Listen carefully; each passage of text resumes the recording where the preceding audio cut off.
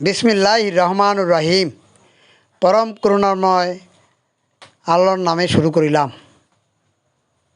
প্রিয় দর্শক,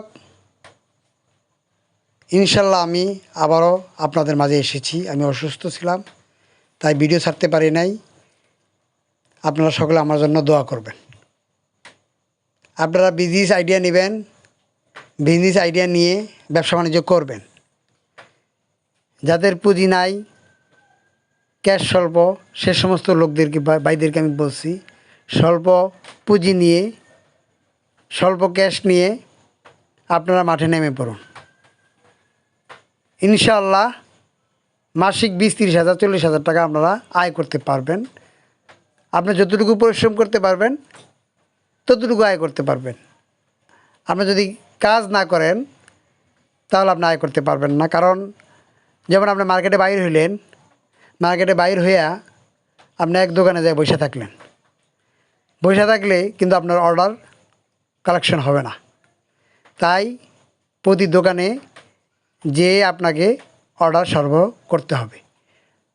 আপনি একটি রুটিন করতে হবে, রুটিন মাফিক আপনি 7 দিন 7টি দোকানে 7 সপ্তাহ 7টা মার্কেটে যেতে হবে। দেখা গেলো যে আপনি এই দোকানে আজকে শনিবারে আপনি এই এলাকায় গেলেন, এই এলাকায় যাওয়ার পরে দেখা গেলো যে আপনি গেলেন, অর্ডার হইল না। তখন আপনি কি করলেন? এর পরের সপ্তাহে আর আপনি গেলেন না, এর পরের সপ্তাহে গেলেন না, এইভাবে 1 মাস চলে গেল। 1 মাস পরে যদি আবার যান, আপনার অর্ডার কখনো হবে না।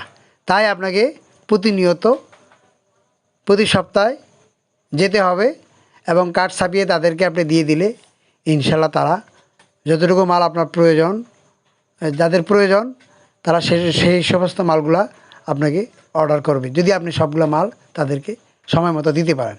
আবার অর্ডার দিলেও আপনি মাল দিলেন না, তাহলে আপনার কাছ থেকে মাল নেবে না। যেমন আমি মনে করেন এই ব্যবসা করে থাকি, আমি সকলকে অনেক সময় মাঝে মাঝে দিতে পারি না, গিয়ে দেখি অন্য লোক ঢুকে গেছে, তাদেরকে অন্য লোক মাল দিয়ে চলে গেছে। কারণ এটা আমার ব্যর্থতা, এটা তাদের ব্যর্থতা না। কারণ আমার জন্য তাদের দোকান থেমে থাকবে না, কারণ তাদের দোকান চালাতে হবে।